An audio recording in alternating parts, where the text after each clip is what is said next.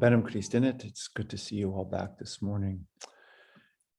Before we move into our reading this morning, just a couple of comments. So we are beginning chapter 4, and I've sort of alluded to this before, but just for the sake of reiterating it as we enter what will now undoubtedly go on for several months, we're looking at a chapter that I think offers a tremendous amount of hope, but yet is couched in terms of asceticism, practices that are typically associated with denial and with sort of self-denial of various kinds, and a topic of asceticism which is often misunderstood as a kind of body-hating practice. And what I hope to do by the end of this chapter is to dispel the kinds of immediate associations that many modern folks have about what asceticism is and what its purpose is. And so I ask you to bear with me, because in the way that the Peace Chapel is set up, we'll be looking at, as you know, at this chapter in very, very small chunks. And so it's going to be a long process for us to untangle what I think asceticism is all about, and ultimately what it's about. And this is not me speaking, this is the authentic tradition. We can find evidence of this all over the place. It's really about the freedom to love dispassionately, and to love without attachments to one's overriding passions, or, for example, emotions that might build resentment or hatred or animosity in me towards someone else. How we free ourselves from these things in order to love freely. And that means that the conversation in this chapter is also going to be looking essentially at what the tradition calls the demons that we fight. And one might say that embedded within this chapter is a kind of modern approach to demonology, one could say, as far as that terminology is still helpful, and I will argue that it is. So all in all, then, this chapter, which will extend for a while, can seem a bit dark, heavy maybe, because the battle against these things that ensnare us, as it were, that hold us back from loving truly and freely, is not easily won, and becomes really a lifelong struggle. The opening and closing prayer that I chose for today are both iterations of prayers to Saint Michael, the so-called archangel, who is seen to be the defender of humanity against the snares of Satan. And I just want to put out there that neither of these prayers are reflective necessarily of my particular piety, but I put them out there because it says something about the degree to which the church does take this battle seriously, and really invokes the prayers and protections of angelic forces against these spiritual forces that seek to sort of ensnare us and trap us and prowl about the earth, trying to drag us down from our spiritual heights.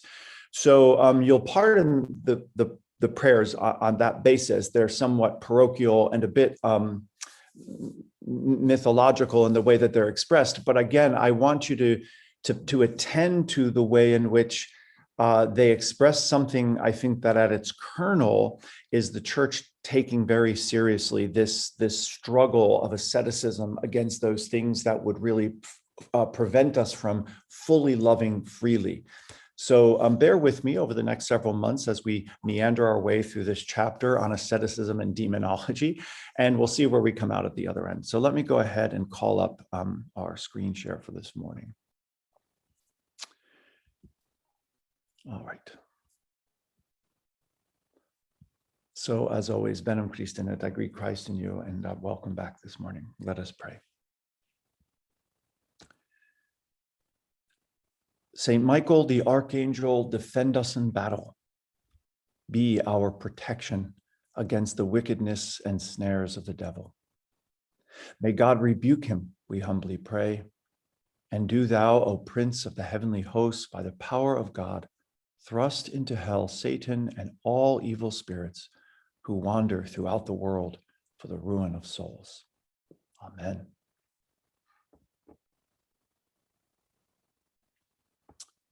So our reading today first spans pages 93 to 94 for those of you following in the book, where we begin our fourth chapter entitled We Are Legion, Asceticism and the Interior Life. And my opening quote comes from Isaiah 14:12. Oh, how fallen you are from heaven, day star, son of the dawn. Oh, how you are cut down to the ground, you who laid the nations low.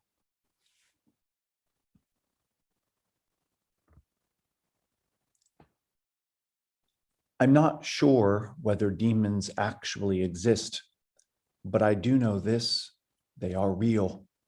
Whether they inhabit us as addictions, attachments, or entrenched patterns of self-destruction, whether they impose themselves on us as depression, anxiety, anger, lust, greed, or lukewarm complacency, none of us have been spared the struggle against demons, not even Christ.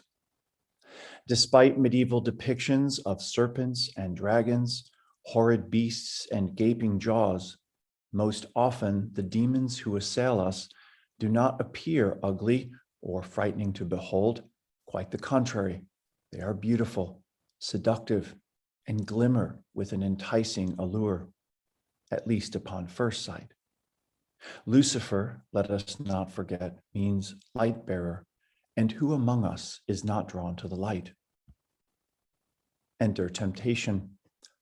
Like moths fluttering ever closer to the flame, we do not fly headlong into the fire, but toy with it, drawn in by its seductive glow until in one irresistible moment, we are consumed by the very thing we ourselves desired to consume. There is a lesson here in the stillness of the flame and the sporadic flight of the moth. Not all our demons stalk us. They do not have to. They have honed the virtue of patience as well as any saint. They glow gently and with infinite equanimity until just the right moment, our weakest. And then with the subtle venom of suggestion, they whisper softly and with unerring precision exactly what we need to hear. So the Epistle of James. One is tempted by one's own desire, being lured and enticed by it. Then, when that desire has conceived, it gives birth to sin. And that sin, when it is fully grown, gives birth to death. The serpent of Eden, after all, led an entire race into the illusion of sin and death with little more than a whisper. Our temptations come in the guise of many forms and faces, each designed with meticulous calculation to strike at the Achilles heel of even the most virtuous among us. These are our demons, and they are legion, yet no matter their countenance, they share but one tail.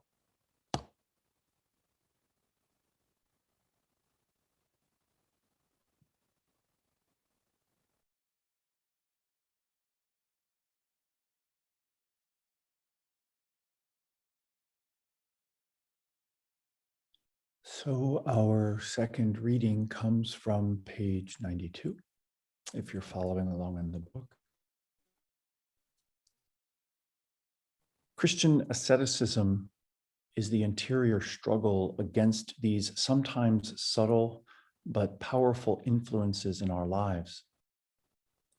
Popularly associated with the Lenten practices of prayer, fasting, and almsgiving, asceticism has a much richer and more central place in Christian spirituality than most modern conceptions would allow.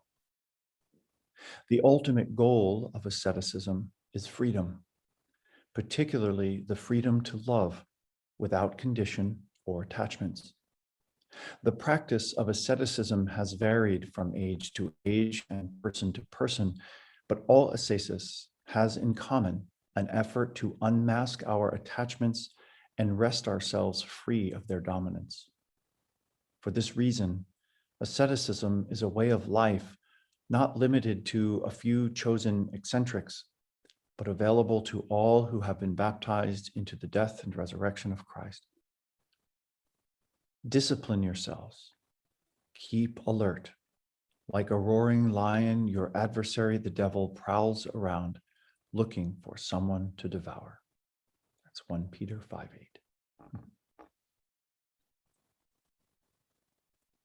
And let us pray.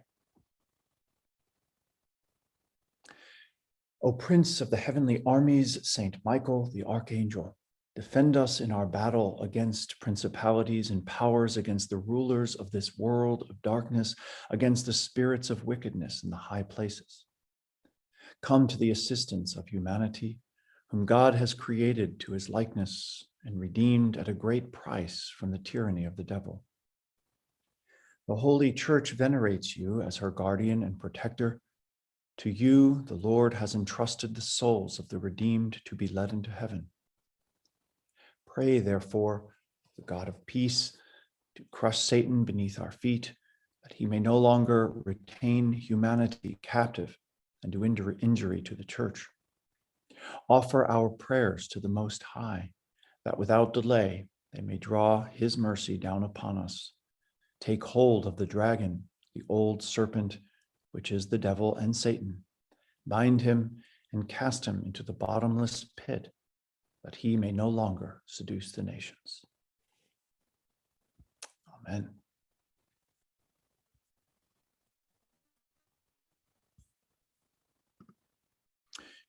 Okay.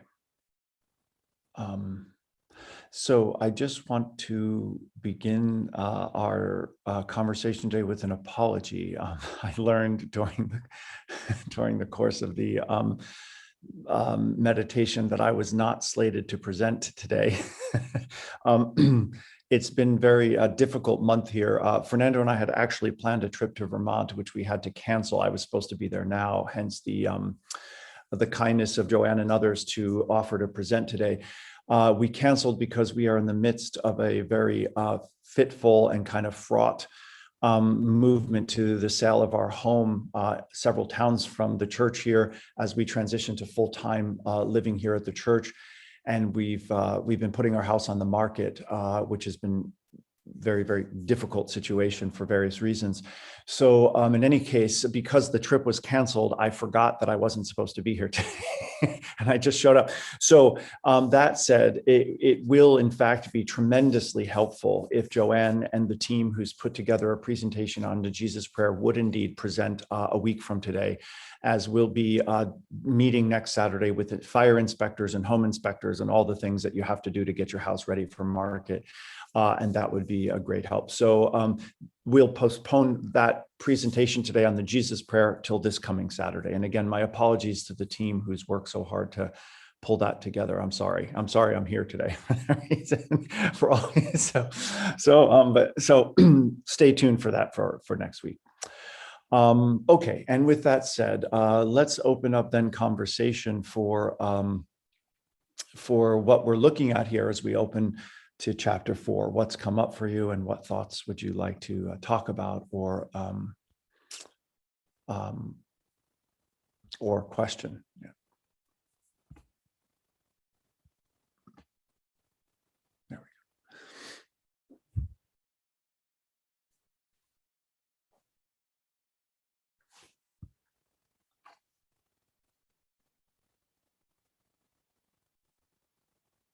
Nobody wants to talk about their demons, huh?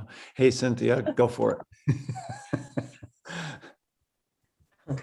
What a way to start that. Nobody wants to talk about their demons. Hey, Cynthia, go for it. Yeah, actually, I do want to talk about our demons because I'm stuck on your statement. Not all our demons stalk us. They do not have to. They have honed the virtue of patience as well as any saint. They glow gently and with infinite equanimity until just the right moment are weakest.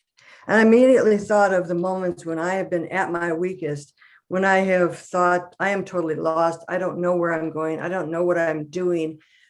And I drop down to my knees and say, Lord, help me. I have felt the hand of God in moments like that, just sitting on the floor of a living room where I just moved into a new home, sitting on the floor saying, is this the right place for me? I don't even know.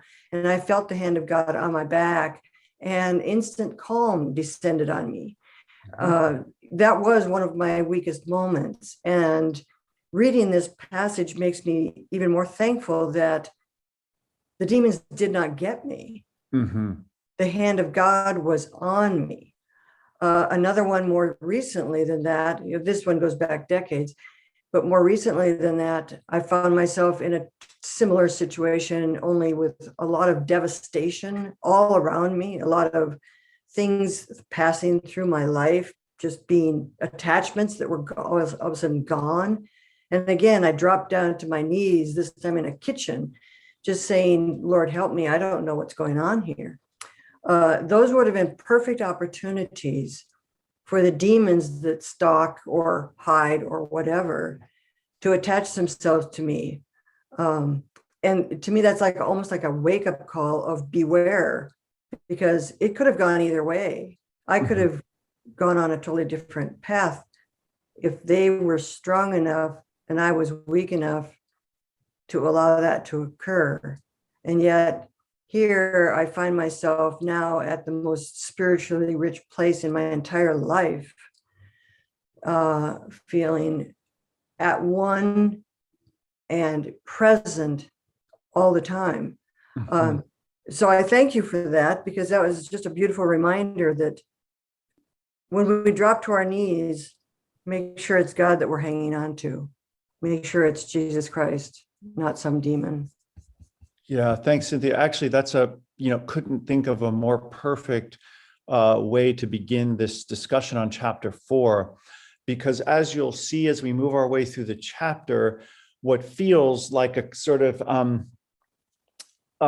insistence on a prolonged discussion that is really dark and about demons and temptation and the way we succumb and all of that.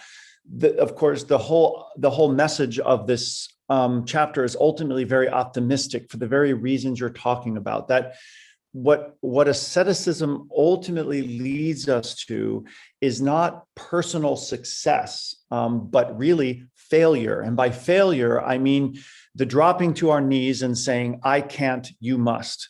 And that is really what I think all asceticism leads us to, is the realization that we can't save ourselves, but the joyful realization that we don't have to. And it's in that moment that we stop trying because we feel succumbed or overwhelmed, that we feel the hand of God, to use your words, or the grace of God sort of uplifting us in that moment just when we think we failed. And so if asceticism doesn't become a process by which we learn how to fall, and in that fallen place to reach out and say, I can't, you must, then asceticism becomes very dangerously close to Pharisaism, which is a system in which I try to follow the right rules, regulations, and laws and rituals by which I can save myself. And what we learn in Christianity, it is precisely the antithesis of salvation born of my own capacity, but it is the freedom that comes when I realize not that I can reach enlightenment or I can save myself, but that no matter what, I have been saved, I have been redeemed, I have been reconciled. It's a done deal. And we come in our ascetical practices to that grace-filled realization that the battle is won. I simply need to accept it. So it's a beautiful way to start. And as we weave our way very slowly through this chapter, I think you'll see that is really the beauty and the joy of ascetical practice, not this dour kind of body-hating, defeatist, sort of approach to life, but one that leads us to the realization of what God has done, does do in us. That's a beautiful thing. So we'll get to that point. But I ask all of you to kind of hold on to what Cynthia is saying here, because it really does anticipate what is ultimately the conclusion I'm trying to draw here, but it'll take us a while to circle back around to that. Thank you. Let's see then, just to try to go in the order here. Mary, please. Good morning. Good morning. Thank you for showing us your humanness. Oh yeah, there's a lot of it, Mary. I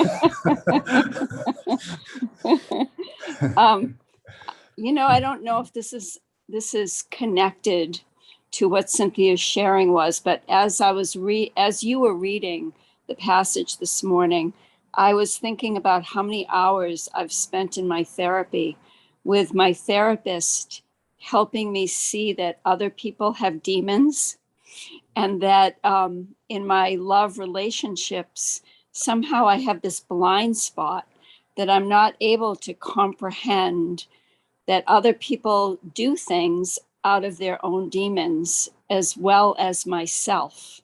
So it's been a long journey trying to understand that. So this is really helpful. This is a really helpful journey. Yeah, thank you for that, Mary. And that really speaks to, again, what I think is one of the threads that underlies this chapter. And I'll try to bring that out in our first meditative practice I'm going to introduce today. It's really about observing, noticing, understanding how these dynamics work in me, not with the burden of self-judgment and accusation and belittlement, but really to open up and say, oh, now I'm starting to see how these subtle suggestions work. I mean, one of the things that, I think was important to start out this chapter with is that none of us are spared are grappling or struggling with demons. The tradition is clear about that. And not even Jesus. I mean, we see in both Matthew and Luke's gospel an allusion, a brief allusion to it in Mark, where Jesus sort of, what we now call the temptations in the desert. So even he grapples with these temptations, and we can, move toward the exploration of those at some point, I'm sure, over the next few weeks as we look at this chapter. But the things that Jesus was tempted with are really horrific. We've bred in the wilderness, and but what the subtle message underlying those temptations are really, frankly, creepy. I mean, what he's sort of being cajoled or tempted into doing with his power, with his identity, is really dark. And that's one of the things I do love about Christianity. It doesn't shy away from looking square on at the world's darkness and confronting it with profound light and optimism. But you can't have the light and optimism if you have your head in the sand about what it is you're really confronting, both within oneself, but also in the world around us. I mean, we are essentially on the verge of ecocide here. Our planet is disintegrating before our eyes in more and more horrific ways. So to deny that there's evil, if you want to say, in the world, kind of a collective, right, I don't know how anybody could do that today. I think the church has overemphasized what one of my professors called pelvic issues in terms of its obsession with sinfulness. So anything to do with sex, abortion, and so forth, and not to dismiss that out of hand the capacity for one to sin sexually. Certainly we can do things that are abusive and, hurtful to other people because of sexual desire. But my God, there is so much out there that we can look at in terms of racism and social justice and all these issues we're facing that clearly require us to look so clearly at our capacity for evil in the world. And then once we do that, we can see that beneficent light and grace that can shine through because we've been able to really see it in ourselves and others. And the idea is, the church has gotten very easily into judgment and blame. And we need to leave judgment to God. And what we need to do is to love, right? And to just be present, because that is, I think, how God judges, in love, that it is love that judges us, not anger, not wrath.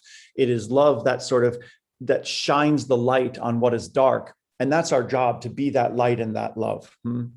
So as we see that in ourselves and others, we'll see again that thread going through the chapter of ultimately real optimism, because we have the capacity to look clearly at what is dark and then to identify it, and in identifying it, to name it, and to name it, to overcome it. Right. I've said this before, and I'm sure I'll repeat it again, that, if I were czar of the universe, everybody would do the 12-step program, because if you look at that, the mechanism of that, you start with this personal inventory, essentially, right? And every time somebody who's in AA or one of the 12-step programs, you begin by naming your demon. Hello, my name is Vincent, and I'm an alcoholic. I'm a drug addict. I'm a this, I'm a that. So what are you doing? You're naming the demon, you're confronting it, which gives you the power to overcome it. And this is something in our practice, in our contemplative practice, we can do interiorly, not as a way of inducing judgment and shame and blame on myself, but to simply say with the light of Christ, I see what's happening here. I can name it now. And that gives me the capacity to address it with light and love. Yeah. Thanks, Mary. Yeah, I appreciate your comments this morning. Christine, good morning. Good morning. All I can say is, having been through that whole process, having been under the throes of, I have to say, demon possession, and then being delivered by Christ, it's very real. And so the first half of my life, I was very happy living a Pharisaical life, being the good girl, trying to be like Jesus. I mean, seriously. And then I left the sphere, the influence of my parents. So this lasted till I was in my 40s, I guess. And then all hell broke loose, literally. And I got to this place where I went from thinking everything was so fantastic in my life to everything was just terrible. And so I figured, well, I finally just had to take care of myself. That was my biggest mistake. Mm-hmm. And so I got myself into horrible depression that lasted for 8 years. 8 years. So the grasp of the demons had me in this horrible place of great pain and suffering. All I could do was ask God for help. And God kept trying to help me. It took me a while to hear and to finally say yes. And I'm so glad I did. What a difference, right? I mean, that is grace operative. Yeah. Whole new life. Right. Resurrection from the dead, really. Right. Thank you. So Christine, in response to that, I'm going to call up a moment. I want us to attend to something that I wrote here that I think really puts things in perspective. And what you said, where is it here?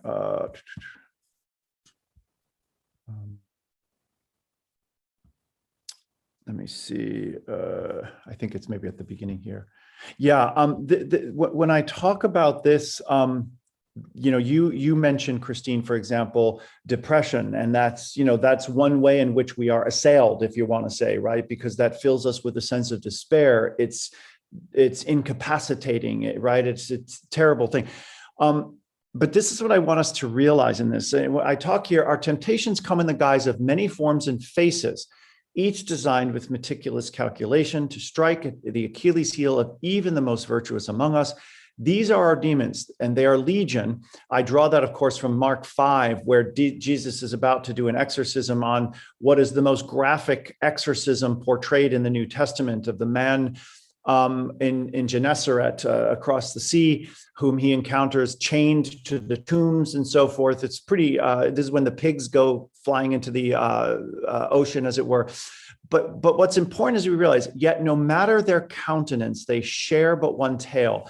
And that is an important piece. I put that in there very, very intentionally, because I want to communicate the fact that all of us are going to be confronted with our demons around what is the weakest aspect of who we are. So if Christine, if that for you was prone to depression, or at least at that point in your life, or for somebody else prone to anger or rage or lust or greed, whatever it is, that's the countenance that comes to us. It's in that Achilles heel, right? We all succumb to a certain genetic weakness or something we've picked up on, or a defense mechanism we've developed, right, in life. That becomes our weak point. And what's important for us to realize, though, when we're seeing how these forces play out in another person, is that while for one person it's depression or anger or lust or greed, if you follow the contours of the body, it's all the same tale. It just presents a different face to each one of us. And what's important about that is the lesson that none of us have a right to judge the demons that another person struggles with. It's all one demon who knows how to disguise itself in a way that's going to most take advantage of you, your weaknesses, your struggles, your pain, your woundedness, your history. So whatever's assailing me is the same demon assailing you. It just makes itself look different. It's like a chameleon. So as we explore this chapter, I hope also it brings us to a deeper place of humility in realizing many faces, one tail, right? It's very important because the temptation, again, is for me to feel better about myself by looking at this or that person and saying, well, I don't struggle with that. Well, I'm clearly morally superior to that person until your weakness is assaulted, right? So this is just something for us to bear in mind. It's a very important point, and I'll try to tease that out a bit later in the semester. So and that's my professor talking later in the chapter. So thank you for the honesty, Christine, because we all have moments, whether it's through depression or whatever, that we've had to really grapple, right? Let's see, Richard. Good morning. Good morning, beloveds. I am so pleased to know that 45 people showed up, not expecting Father Vincent. That says to me there's an us, a community, that we value each other, and that we are willing to meet with our souls bare, whether or not there is this loving mentor who guides us each week. And it brings me to the idea that it is us, the body of Christ, and not a top-down arrangement. Thank you for that. Speaking of demons and tales, I'll tell a tale of a boat. She was beautiful. I saw her in San Diego, and she was being neglected, and I rescued her, and I trucked her. I was going to sail her without proper care. I was going to sail her all the way up the coast, but I brought her by truck and spent a year of care and love on this beautiful form. And now this boat that I wanted to have has me, an old man's folly. I'll tell you a brief tale of being in Assisi. And I visited the cave where St. Francis meditated miles above the town. And the chapel is not where the energy is in that cave, but a little niche halfway to the chapel. And I sat there at this little niche with one flower and a vase, and I wondered if St. Francis had a message for me, the great seeker. And suddenly I was pouring sacramental wine for and offering the cup to a kneeling man. And St. Francis said to me, if you spend all your time chasing after the things of this world, you will not have time to do this, which your soul dearly wants to do. So I find my chasing after beauty and things has me now surrounded by warehouses of things and less free time to be at service. And that's my demon tale. May I hold it lovingly and find a resolve and ask God's help.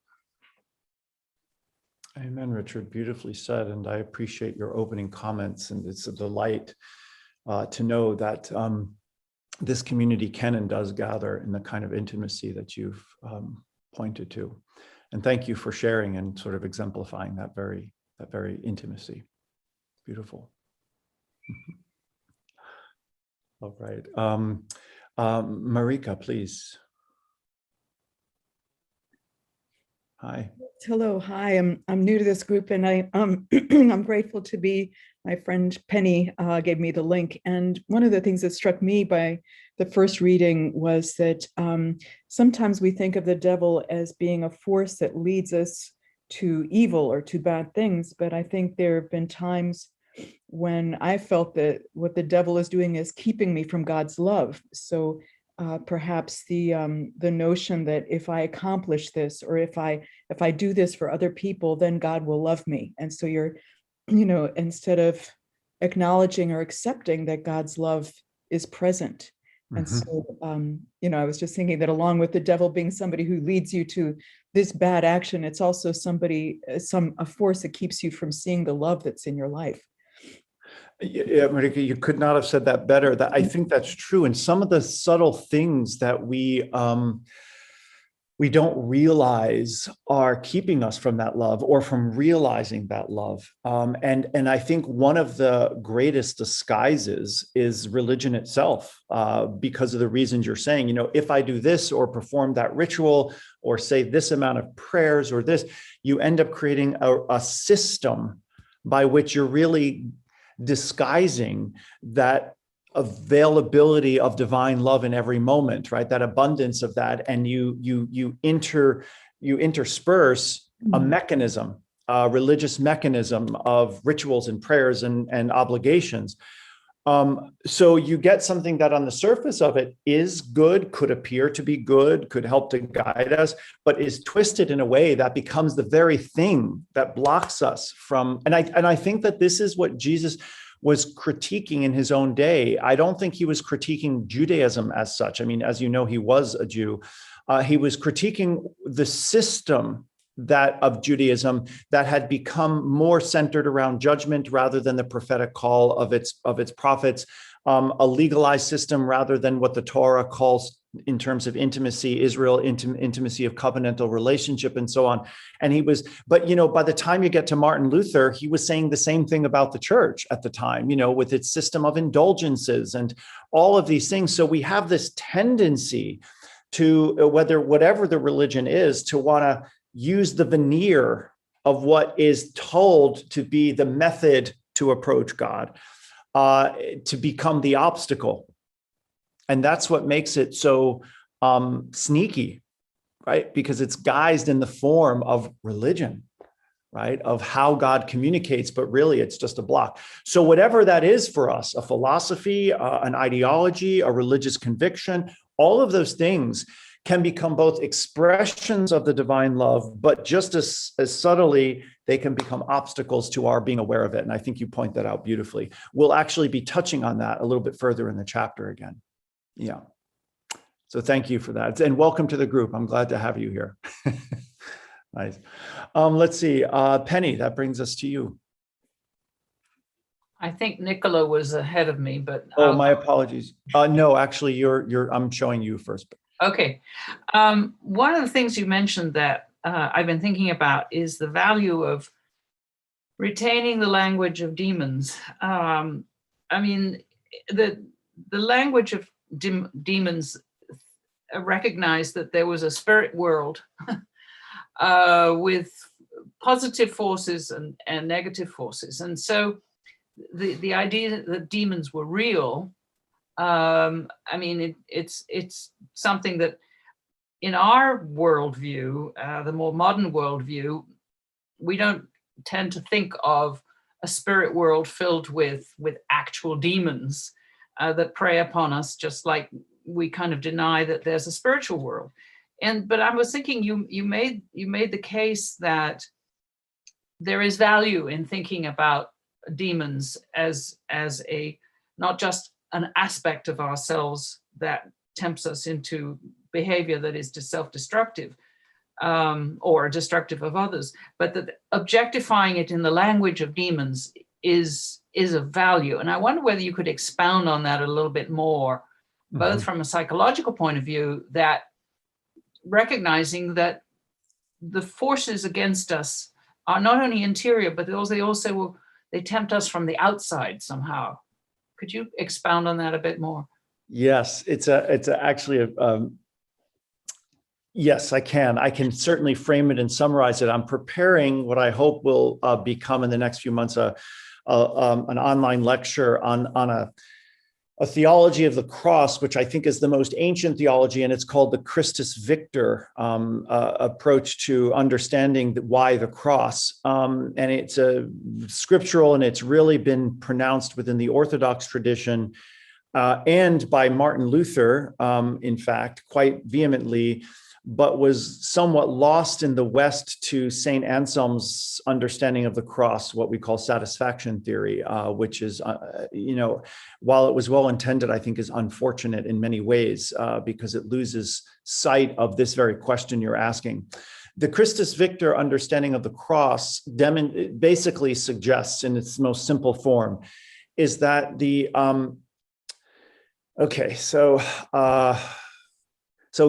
So God is love, and if God is to, and the forces, the way that St. Paul talks about the word sin is in a twofold meaning.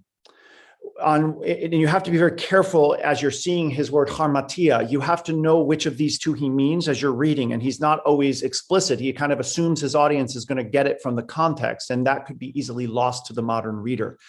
But for Paul, sin, harmatia, is seen in two different ways. One is things that I do. I steal a Snicker bar from a 7-Eleven. That's a sin, okay, because it's immoral and what have you. But what he's really driving at is sin, capital S, by which he's referring to the principalities and powers of this world, right? The thrones and dominions and so forth, which are a kind of oppressive force that restrain, withhold, and oppress humanity. Okay, so sin, as Paul often uses it, is not just the way we've kind of reduced it into something I do that's wrong or immoral. Mm-hmm. That's sort of just the fruit of capital S sin, which is an oppressive exterior force that works on us to prevent us from loving freely, from all this. Okay, so what Christus Victor, which means Christ victorious, what it means is that the meaning of the cross is the way in which God, who is love, overcomes this power of sin, which is closely associated with two other powers, death and Satan. So these things are all, so Satan becomes sort of the personification of death and sin, a spiritual force with intent or will that Jesus overcomes in the cross. So why the cross? Because on the one hand, as much as in our common modern language, we hesitate to want to think of God as a just God. We all want to think of God as a loving God. And this God of justice evokes images of wrath and anger and lightning bolts being thrown from heaven. But that's not what Paul means when he talks about the justice of God, or the Old Testament, for example. What it means is this: if God is truly loving, there must be something called justice. And an obvious example would be this: how could a loving God not demand justice from those who were the perpetrators of the Shoah, of the Holocaust? How could a loving God just say, I'm just going to love them anyway, right? So in other words, a loving God has to take sin seriously, because it harms people, it destroys lives, it's destroying our planet. We have done terrible things to one another. And if God is really loving, those injustices can't simply be absorbed and everything's okay and let's just let it all go. So it offends something of the love of God. So there is a way in which the Old Testament talks about the anoim, the poor, the marginalized, whom God is always siding with, right? Trying to right the scales of justice or of injustice. The liberation theologians of Latin America have talked about God's preferential option for the poor. That's not to say God loves you more if you're poor, but that a loving God, seeing the imbalance of power, marginalization, oppression, is going to side to right those. That's what the love of God does, and we call that the justice of God. Mm-hmm. So the cross is a way in which we understand God is. The cross, in many ways, is the judgment of judgment, right? It is the way in which a loving God judges sin, death, Satan, and all those forces that would oppress humanity as an exterior oppressive force. Now, sin, capital S, is the way in which we are tempted to sin, small s. You see? So our wills, in a sense, are weakened. We are tempted, and we do these immoral, hurtful, self-destructive, or socially destructive things. And God has to take that seriously. But here's the thing. We know that revelation throughout the Bible and tradition is a progressive revelation, meaning that for Christians, what's front and center is the revelation of God in Jesus. And that supersedes all other ways in which we come to think of God. For example, if the Old Testament God is sometimes wrathful and so forth, right? When we come to the understanding of Jesus on the cross, the ultimate revelation is that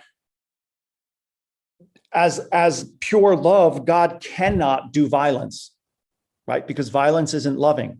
So how does a completely loving God overcome sin and oppression? To do so violently would be to go against the nature of God as love. So God has to overcome these violent forces, these oppressive forces, in a non-violent way.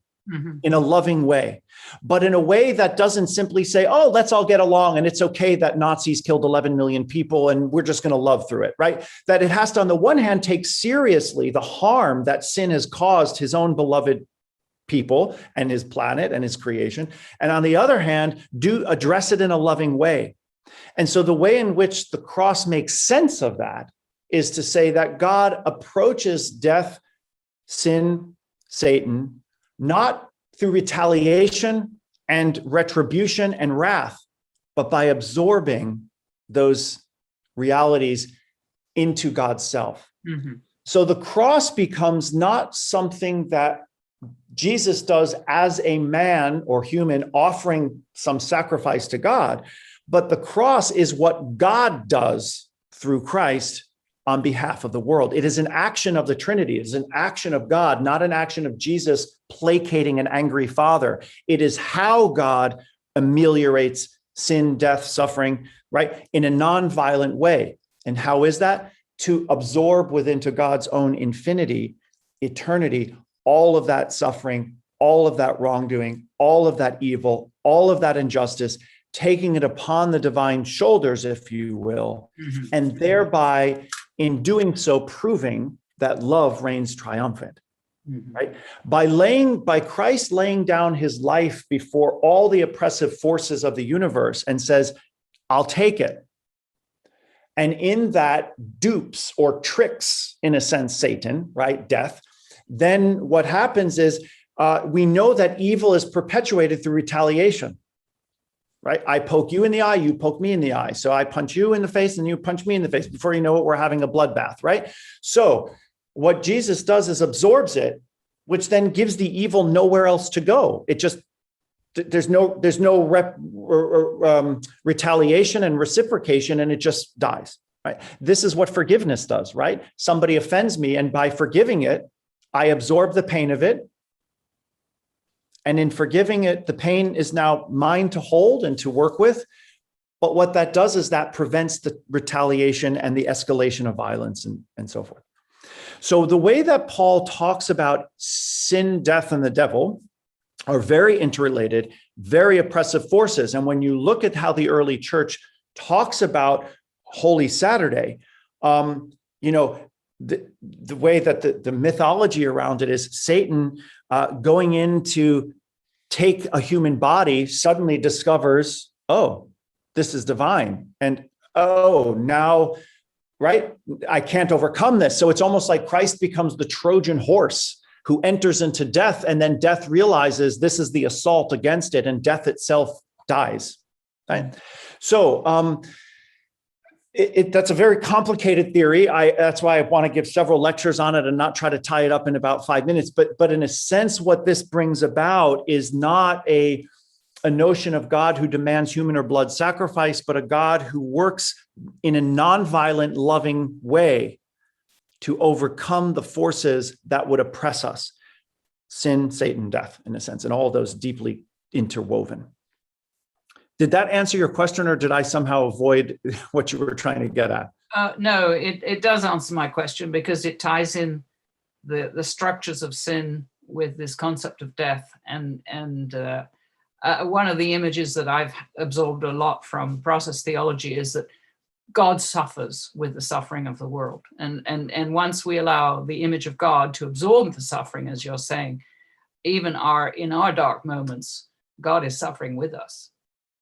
Absolutely. Look, if you look at the iconic image of the death of the Buddha and the death of Christ, what you're saying becomes abundantly clear.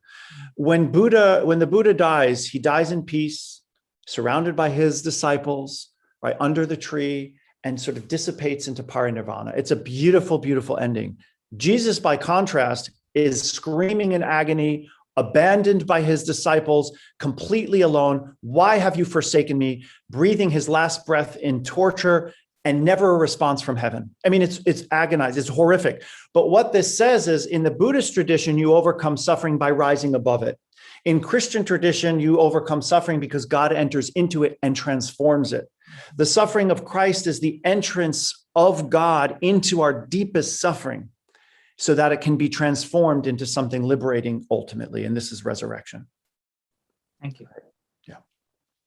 Okay, a lot of hands up. Let me see. Robert, I know that as host, you jump in there. I'm not sure where you stand in line. Did you happen to notice?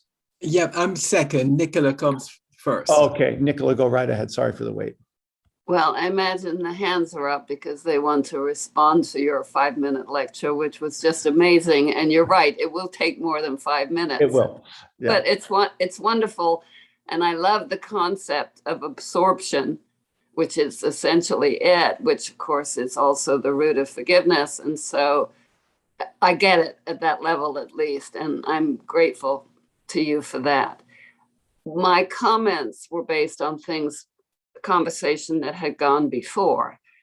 So I would like to still make that comment. The fact, even when I first got your book, I realized, he's going to take on the negativities that the church so cleverly sidesteps. And, to me, that is what set your book apart, really, from anything else. And I can't claim to have understood it very well, but I do have to say, that I had so much respect for the fact that you were willing to be real about this. And still, today, what I wanted to comment on, and it's very subtle, but the metaphor that you use for the tail of the demons is that's what connects us all. It's one tail. Right. This is one story, and Right. We are one. And that metaphor of the one tail beautifully illustrates that. Well, thank you, Nicola. And I appreciate what you're saying. I do try to take these things head on because I think it's so important for our authentic spiritual growth. In many ways, this is one of my favorite chapters of the book, even though I know that it's heavy and as I say, could seem kind of dark, but it really is, in that sense, liberating. Yeah. For that reason. And you're right. What I try to do here at St. Columba's, what I try to do through these venues is to really help establish and build, as Richard said earlier, an intimate, vulnerable community. The church has to stop being a social club. That's why it's dying. There's just, there's plenty of ways we can go to social clubs. We've got, yacht clubs and golfing clubs and knitting clubs and whatever. We need transformational communities. And that means that we have to look with unabashed honesty at the countenance of that tale that presents itself to us, but have a community that's not going to stand in judgment, but recognize okay, that's not the countenance that I struggle with, but man, let me tell you. And when we look, there's that tale, so that there's no room for a high horse of moral judgment here. It's the vulnerability that says, Here's how it presents itself to me. And if you as a community can lovingly hold me in that, if you can help me understand why this is my particular weakness, a lot of times it's because of how we were wounded as children, or because of our psychological makeup, or because of some history that we've had to endure. And this mechanism that at once was meant to protect me has now become, and maybe rightfully in the moment, has now become an entrenched way of being in the world that's actually diminishing the quality of my life. So can I be held in a community who's going to embrace me in that and not judge me for it, right? Because that tale is the thing that unites us. And I can do that then for someone else. That requires a tremendous amount of honesty and vulnerability, for real. But that's how transformation happens, when we can be there. And I think secretly, it's what we're all longing for. Spiritually intimate communities where I can truly risk being who I am and exposing that, and having a community who will embrace me and not judge me. That's what it, because let's face it, we can profess all we want that we stand before a loving God, and that we open our hearts and our dark shadows to a loving God who embraces us. That's all beautiful and well and good. But if that reality isn't embodied in the Christian community, who is the body of Christ, if that isn't somehow incarnated in a real person who says, yeah, I see all that darkness in you. Now let me give you a hug. I love you anyway. And let me tell you my shadows. If that doesn't happen, then what good is it? It's just a theory. It's just a nice idea, but we're still trapped in our heads. And we have to be that for one another. That's what deification is all about. That's what it means to say we are members of Christ's body. We have to act that way toward one another. And that's what liberates us, right? When we can, and frankly, that is the beauty of confession when it's done right. For a priest to be able to, for me to be able to say to the community directly, to a priest who functions not only in persona Christi, but in persona ecclesia, not only, in other words, as the person of Christ, but as the church, as a real voice and member of the church community. For me to be able to say, Father, forgive me, for I have sinned, and here's what I'm grappling with. And for that priest to embrace me, to absolve me, and to say, now go and don't be shackled by this anymore. That's a powerful thing. And all the better if we can offer absolution to one another as we acknowledge our own shadow. Right? This is the risk of being an authentic spiritual community. And that, I hope that helps, Nicola, a little bit as to, okay, so Robert, please, I think then you are next. Father Vincent, I am so grateful for the time that we spend together here and the time that we spend together elsewhere. Mm-hmm. I find that my demon speaks to me, not when I'm on my knees, but when I'm on my high horse. Right. And the demon whispers in my ear, you're right, you're right, you're right. And I go charging off of this horse. And very, very quickly, without my realizing it, I lose a light. I lose a love, because I have drifted so far off the path without even realizing it, because the demon is whispering, Robert, you're right. You're right. Go for it, son. Go for it. And it is having a loving community that can say, Robert, okay, you may be right, but where's the love? Mm-hmm. Is what makes this, for me, so transformational. This is what it is. Right. You know, being right takes you to the starting line, not the finishing block. Right. Keep listening. Right. And Robert, is so beautiful, because boy, have I heard that. that same little voice in my own way, whispering those same things.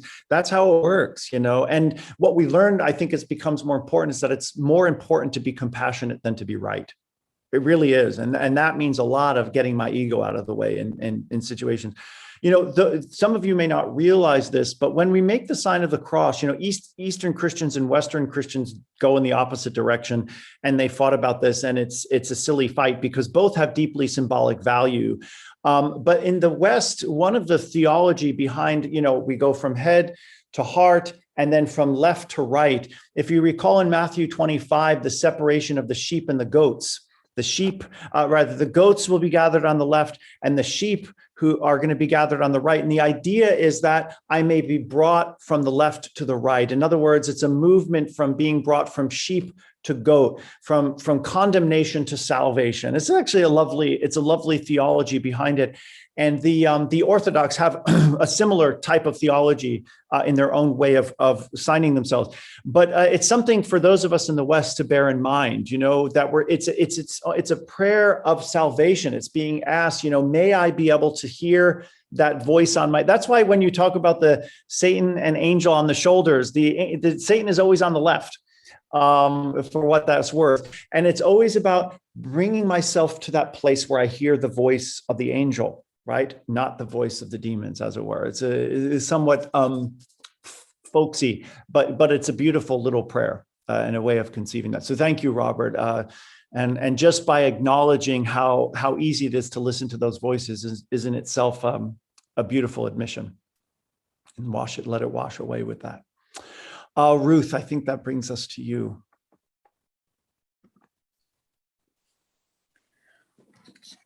I want to start by saying this chapter is the chapter that grabbed me the very first time I read this book. I love this chapter. I've worried about it sometime because it is the darkest chapter in the book. I'm going to tangle the demons up with Thomas Merton's concept of the false self, that part of us that God knows nothing about because God had no hand in creating it. Over the years, my centering prayer practice has become my central practice. And like everything else in my spiritual journey, I too started the whole process with a very Pharisaic approach. I had to know I was doing it right. If I wasn't doing it right, I had to find another teacher. And through the years, it has shifted to the point that now Thomas Keating talks about consent being so important in centering prayer. My consent has really become more a devoting my heart, mind, spirit wholly to just the insurmountable task of giving God as much of myself and my silence as I possibly can in those 25 minutes of the sit.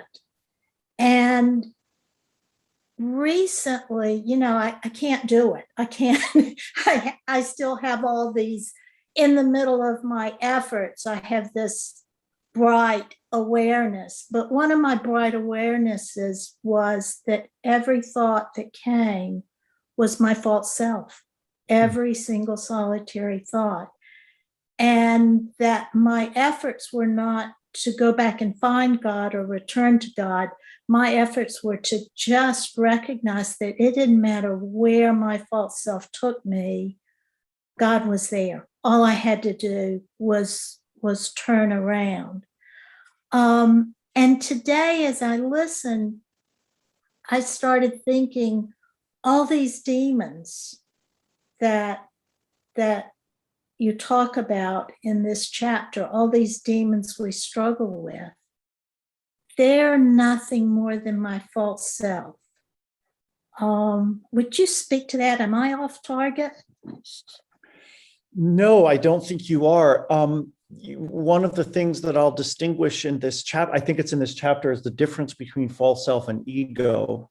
I think they've been unfairly conflated, and I try to segregate the two. The ego, I think, is simply a neutral part of our psychological development that can be used for good or ill, depending on whether it's under the influence of the true self, my Christ nature, to use that term, or false self, which is a purely imaginary sort of concept I have about myself that has no substance in anything other than its forceful way in which it shapes the way I think about myself. But it's really not, there's no there. It's almost like an invisible man that needs the bandages to be able to determine the shape. There's nothing there to see. So the ego is just part of my psychological nature, my structure, my way of identifying myself in the world, and could serve actually a very positive role in the world when used correctly. The false self, not so much. So I think the way we might talk about it is that the vulnerability, the false self is a constant desire to assert my importance, my value, my very existence over against this fear or anxiety or existential crisis around the fact that I don't exist, or that I don't really exist, or that I won't always exist, right? The fear of death ultimately. And so we exert as much as we can a kind of, we wrap in bandages so that there's some there we can point to. I'm a doctor, I'm a lawyer, I'm a president, I'm a whatever, and all of these become these projections so that I feel validated in some way. And I'm terrified of the dark. I'm terrified of being alone. I'm terrified of what happens when I'm removed from this social identity that's constructed around me, because then I'm nobody. Right? So I think it's more that inner dynamic that becomes susceptible to whatever we're calling these demonic forces, right? These dark forces, these shadow forces, become susceptible to them because they're what will tell us you exist. You've been wounded by that person. Go after them. Prove your existence, validate who you are, stand up for yourself, right? Where Jesus, on the other hand, is calling for ultimate, complete vulnerability, right? Naked vulnerability. That's, all Christian discipleship is ultimately cruciform, because on the cross, Christ is naked and vulnerable and just there, right?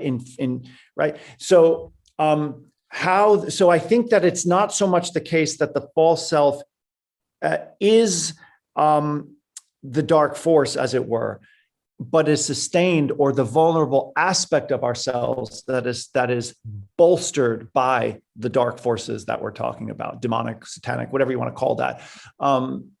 If that makes sense, it's that place where we're most vulnerable.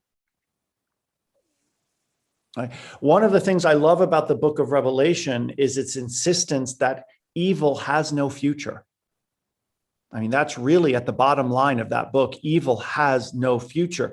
So to the extent that we identify or think we're identified with that which is evil, indeed has no future, right? That the future belongs to the kingdom. The future belongs to the reign of God, to grace, to the Lamb who is slain and risen, to use the image from the book of Revelation. That's where the future belongs. So the idea is, there's no future for goats, only for, if you want to say, sheep, metaphorically speaking. I love goats as much, but when we use that metaphor, there's no future for that which is evil, because ultimately it has no substance. It has no ultimate substance. It's fleeting. These three things last: faith, hope, and love. The greatest of these are love. If it's not associated with those, it's not going to last. It doesn't have enduring existence. Yeah. So, yeah, Ruth, as we continue in this chapter, you'll see, I make those points more subtly throughout. Yeah. Thank you. Okay. And that brings us to Rose. Rose, you just Yes. want to unmute. Okay. Hi, Rose. Hi, everybody. And Father Vincent, I love listening to you every week. So I'm very glad you're here today. Thank you. I'm glad I'm here too. So in the early part of your comments today, you did say, you spoke of demons in the language of myth. And I found that I am receptive to that the language is the language of myth. But you've talked a lot about demons today. And I always had trouble, or I never wanted to personify the devil.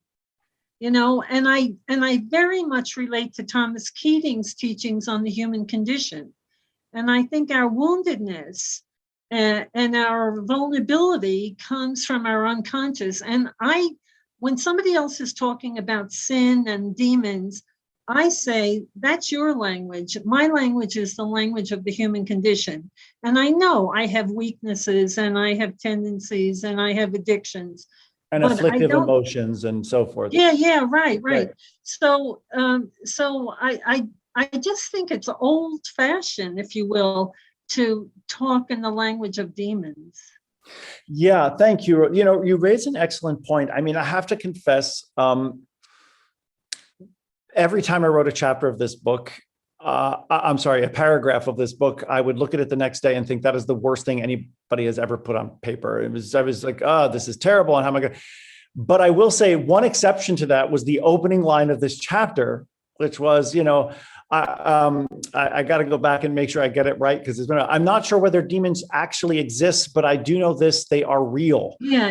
When I wrote that, I was like, oh, that's good. Right. I was proud of myself for that one. Right. But because it was I really captured in a brief moment what my struggle is around your question. Right. So why I argue, and I will in the chapter, for the use of the terminology, despite the fact that we live in a psychologically astute world and all of this, is a number of things. One is I try to remain faithful as a scripture scholar to the language of our tradition, scriptural and otherwise, because if we don't do that, we end up finding that the Bible becomes less and less relevant, because I'm constantly having to replace words and say, well, I'm not going to use the word kingdom. I'm not going to use the word sin. I'm not going to use the word death. I'm not going to use the word Satan. But then as you're reading the Bible, after generations of that, it's not going to make sense to us anymore. What my approach has been instead is to get to the core of what they were getting at, so that when we hear those words, we understand what they were trying to say through those words, even if we've moved from a less mythological to a more psychologically astute world, say. And so when I say, I don't know whether they exist, but I know they are real, what I'm saying is I really don't know if it's accurate or appropriate to speak about demons per se as individual, personalized, willful spiritual forces. Right. In other words, the jury is still out for me on whether or not that actually is part of the makeup of the universe or of God's world. But in a way, it doesn't matter, because I know they're real insofar as I feel what the ancient Christians understood as their impact on me. Now, in a less psychologically astute universe 2,000 years ago, right, it made sense to understand these as demons, as forces, as willful opponents of my will, and so forth. Whether that's just things coming up within me as afflictive emotions or unmet needs, to use your human condition analogy, almost to me becomes irrelevant, because it's the impact we're looking at. It's the effect of them. So why I think there's still some value in talking about demons is because it actually reinforces the idea of Christianity's insistence that at my core, I am originally innocent. That sin, that evil is a second moment and is not central to what it means to be a human being. It is an alien moment. It is something that has come after the fact, not something that is integral with who we are as a species. And of course, Genesis affirms this. God saw all this and said that it was good. And only after that do we succumb to temptation, enter evil through the serpent, and so forth, right? All, of course, mythological language.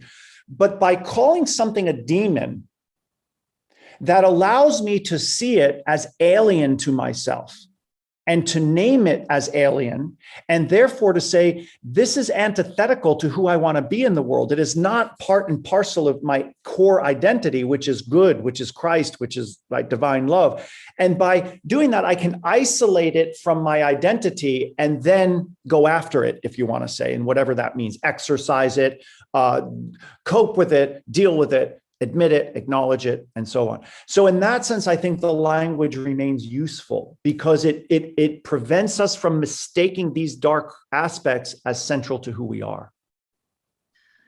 Perfect. That's why I like to listen to you.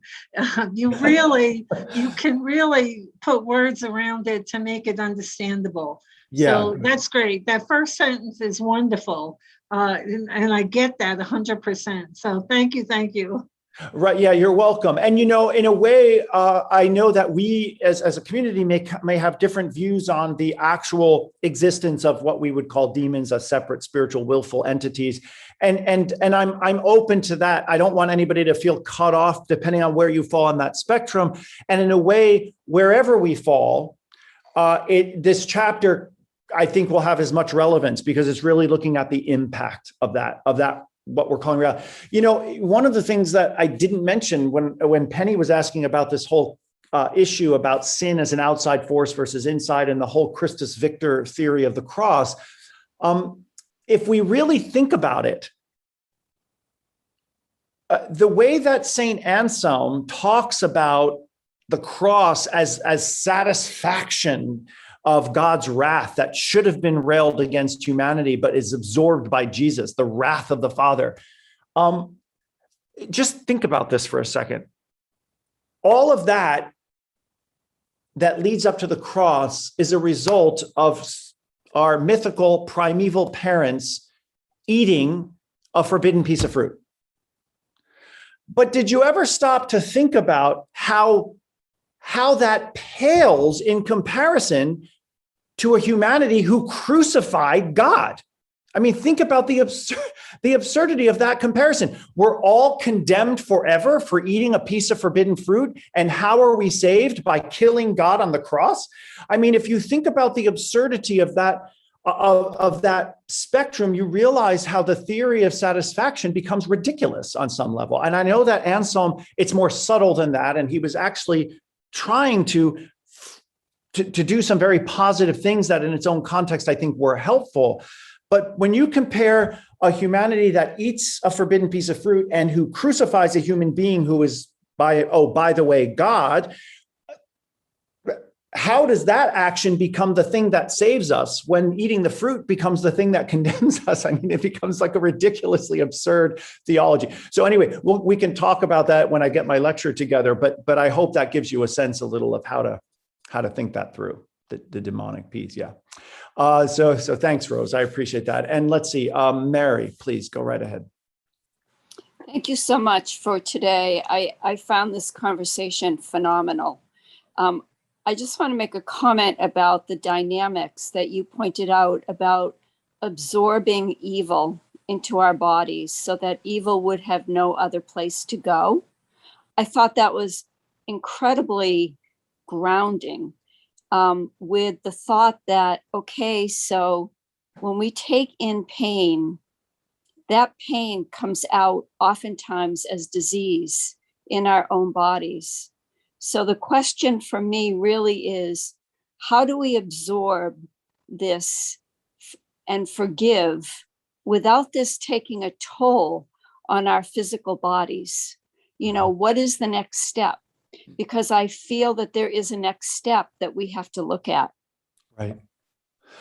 Mary, it's beautiful. So, if we continue the comparison I offered, which is, on the cross, Christ absorbs that hostility, that sin, that enmity, and so forth, rather than retaliates, it definitely had an effect on his body. I mean, it killed him, right? I mean, essentially, so insofar as absorbing the offense of another, the hurt of another,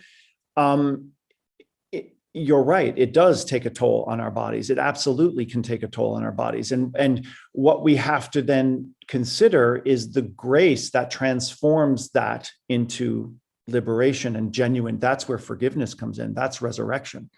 I also want to, offer in turn, you make a really good point, and I just want to offer a kind of cautionary comment.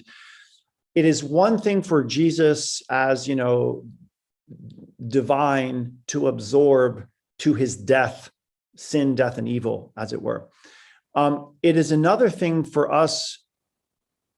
We have to, I recently gave a talk on forgiveness, and one of the things I want to make clear is that forgiveness, I believe, for us is often a process, and we have to be careful about laying guilt on someone who's endured an unspeakable injustice, rape, the murder of a loved one. where we can say, well, you just need to forgive and let that go. That could become so toxic to a person who feels so profoundly violated.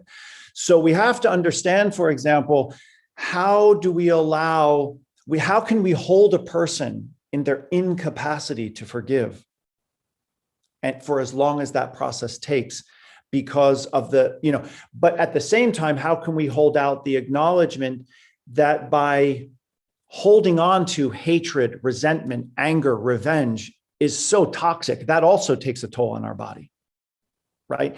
If we can't forgive, the way in which that can destroy us, our sense of peace, we become obsessed with revenge or whatever. So the question is, again, it comes down to liberation, but we have to hold out a loving embrace as people work toward forgiveness, especially toward great offenses, horrific things that most of us would hopefully never have to endure. But there is no doubt that the body-mind connection is here. Jesus was no exception. His absorption came at a terrible price, the price of his life, right? And it is the resurrection that transforms that. So then the question becomes for us, where in that absorption does the resurrection liberate us again from the bodily effects of that? And remember, Jesus comes into his resurrection, wounds intact, right? He says to St. Thomas, the doubter, right here, put your hand. You don't believe? Put your hand in my hands. Put your finger in my side. So we come into our resurrection with those wounds intact. The difference is they stop becoming sources of pain and become sources of transformation. This is where Henri Nouwen comes up with his notion of the wounded healer, right? Blessedly, I don't struggle with alcoholism, for example. So I'm not going to ever be somebody's sponsor because I'm not going to know what they're enduring. But when I suffer from that wound and transform it in my life, now I have the authority to be a sponsor for someone who's struggling as well. Why? Precisely because I carry that wound in me, that wound of addiction. But it's now being transformed into liberation for another.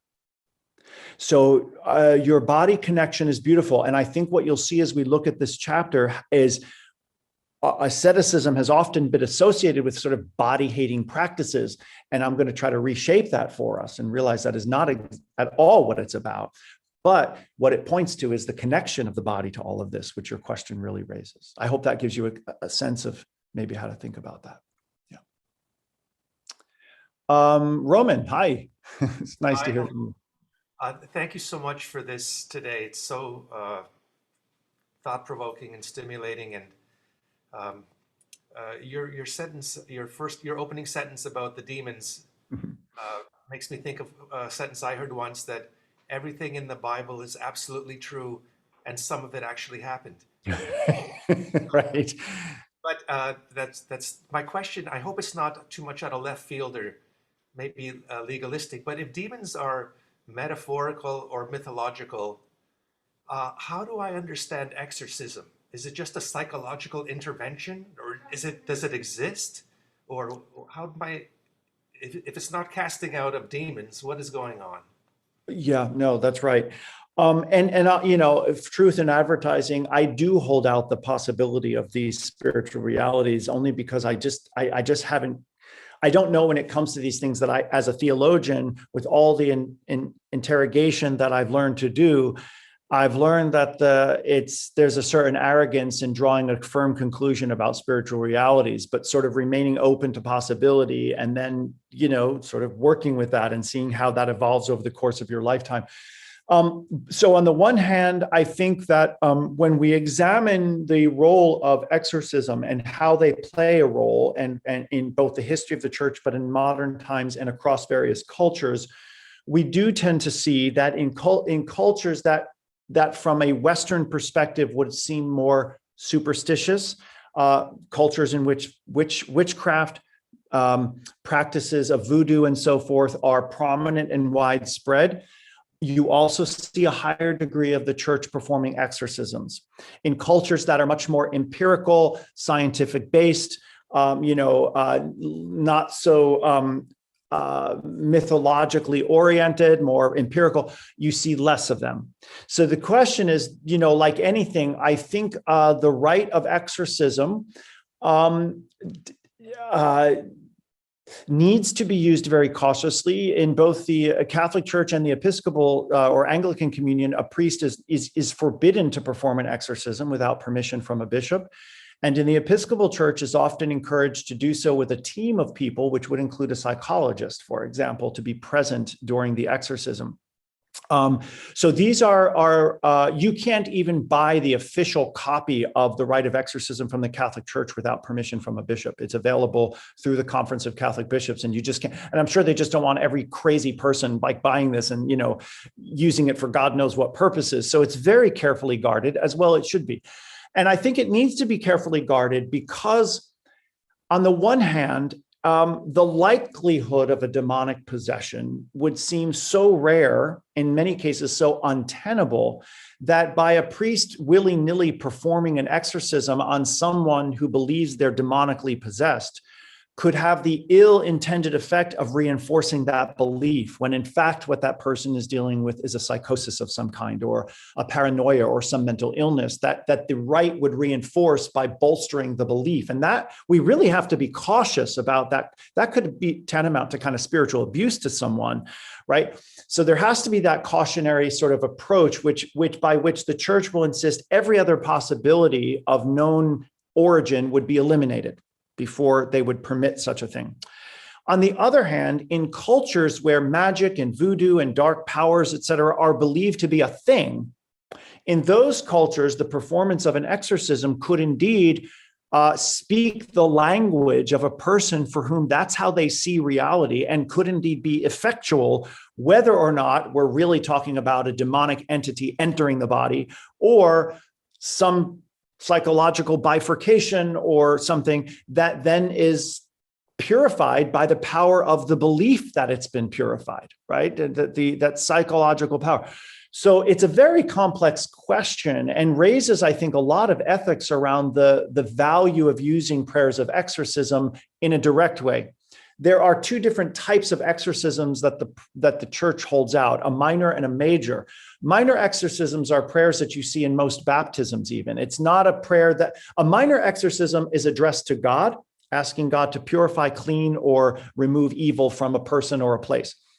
A major exorcism is directed to the demon itself, right? By the love of Christ, I compel you, be gone, that kind of thing, right? Which is what we see in that now famous movie, The Exorcist. That's a major exorcism. But most exorcisms performed are simply addressed to God, asking God to sort of clean or to remove or the influence of dark forces from a particular place, a church, or an infant who's getting baptized even, for example. So it's a very sort of complex thing. The church also observes three different kinds of possessions: satanic, demonic, and discarnate. A discarnate possession would be, I die and then I enter my spirit enters somebody's body. That's what we mean by discarnate. And that wouldn't always be nefarious. So there's all kinds of ways in which, through the church's demonology, has tried to parse this in a way that's both responsible, culturally appropriate, not psychologically abusive. And so it's a very thorny, complex question that we should address with due diligence. But whether or not an oppressive force is actually being expelled is open to question, but it may be, again, the power of belief and suggestion that actually does have a healing effect in the right time, culture, and context, as opposed to a detrimental effect to reinforce a false belief that is really related to a psychosis. Does that make sense? Oh yeah, thank you. It's like a high wire act. Thank you. Yeah, it's a very tricky, thing. But yeah, that's how, and the way that demonic possession is understood is not like, oh, I could wake up tomorrow and be possessed by Satan. It's more that over the course of many years, sometimes decades, one continues to immerse themselves in suggestive contexts in which one becomes more and more vulnerable. So you go from demonic obsession and then ultimately to demonic possession. And those are different things, technically diagnosed differently. But it's not that one should fear that you could suddenly be walking down the street and be possessed by a demon. It doesn't work that way. It has to do with a lot of psychological and emotional features. Thank you so much. You're welcome. Okay. Father Vincent, just a time reminder. I just was about to say, thank you, Robert. Christine, real quick, I'll take your question if I can. Otherwise, we can address it at the upstart of our next session in 2 weeks today. Well, I just wanted to say that from the aspect of absorbing negativity that's presented to us or projected on us, I found it helpful, rather than to do that, to see with the eyes of the heart and see the woundedness out of which this comes. And that I can readily absorb. And that feels more like Jesus saying, Father, forgive them, for they don't know what they're doing. Yes, exactly right. Right. And it's always from that, when I'm in confrontation with somebody who's being somehow difficult or, confrontational or vicious or whatever, to be able to say if they really knew who they were, they really understood their deepest identity, this would not be possible. So that's where we begin to draw from a well of compassion. Forgive them, they know not what they're doing, which is very close to saying, forgive them, they know not who they are. Right? And so how do I remember who I am in order to respond in love to who they think they are? That's an ascetical practice in itself. Right? Okay, I'm going to call this up super quickly and then we will close. And I'm sorry about that. Let me, Robert, I promise to be done by 59. That way we'll get us out of here. So I just want to call up the contemplative practice. I have already sent it to Joanne, who will be forwarding this, so you'll all get that. Consider a time in your life when you've succumbed to a temptation. Could be big or small, doesn't have to be anything major.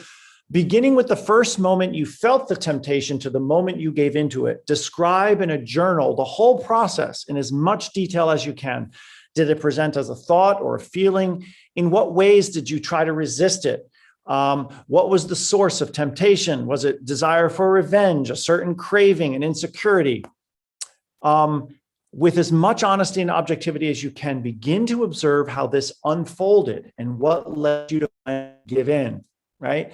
This is a process by which we learn to expose our demons. It is not intended to be one of self-judgment. It is intended to be a process of self-understanding. So I simply, that's a long-winded way of saying, I simply want you to just try to look back, and it starts small. You don't have to think about some big thing that you grapple with in life. Something that tempted you, even in a small way, just begin to look, untangle. How does this happen in me? And where were the steps where I finally succumbed? I hope this is actually a slightly fun exercise. Laugh at yourself, see a little humor in it. Just start to examine and say, aha, I see how you work now, right? And then we can play with it. We don't have to beat ourselves up just yet. We'll get to that later. Okay? So I just want you to be very gentle and patient with yourselves as you look at this. All right. And that brings us obviously to the end. I know